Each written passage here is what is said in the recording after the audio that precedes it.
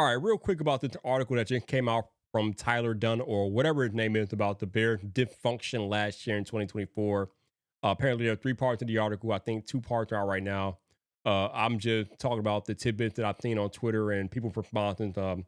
You got to pay for it, and I'm not really paying for this. But apparently, there were conversations about how Caleb Williams didn't work hard last year. He walked away from coaches.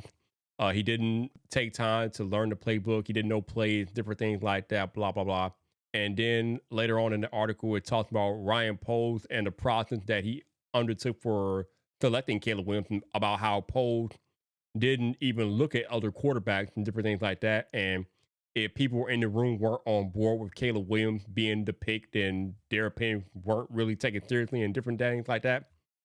Bro, who cares? Like, I'm here to tell y'all, we don't care. Okay. I don't know why all of this stuff about what happened with last year Bears team keeps coming to the surface. I'm not sure what the point of it is.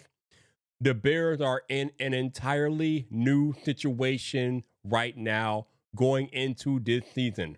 I know it's the former staffers and coaches that were fired last year trying to defend themselves from what Caleb said in the Seth Wickersham book, which is actually coming out on Monday, oddly enough. I don't really care who you believe.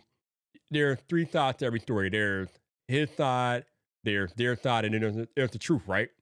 But it doesn't matter. It's irrelevant because most of those people who gave those quotes for Tyler Dunn are no longer with the organization. They are fired. Ben Johnson is now the leader in the organization. I mean, Ben Johnson makes the most money in the organization outside of George McCaskey. So basically, at this point, it's George McCaskey and then it's Ben Johnson in the organizational depth chart. Okay. So anything that happened last year is not relevant. And from all accounts from Ben Johnson and the staff, Caleb Williams has worked his butt off this year to change his cadence. Like we heard in the Buffalo game, the cadence has changed. He's in the playbook.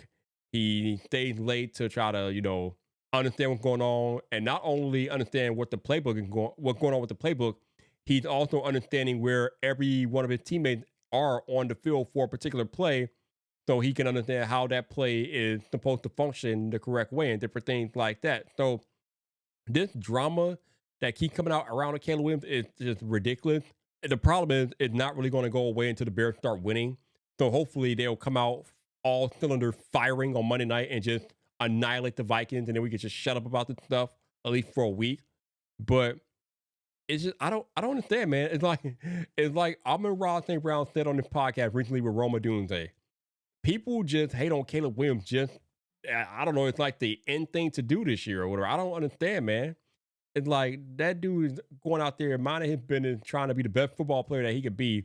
But it seems like every week now there's some other opinion or article coming out trying to just bash him or whatever the case may be, or downplay his significance. And I'm just like, I'm over it. People, stop worrying about what happened last year. It does not matter anymore. We are on to the 2025 season. In 4 nights, we are here in game 1 of the 2025 season for the Chicago Bears on the lakefront at Soldier Field versus the Vikings. That is the focus.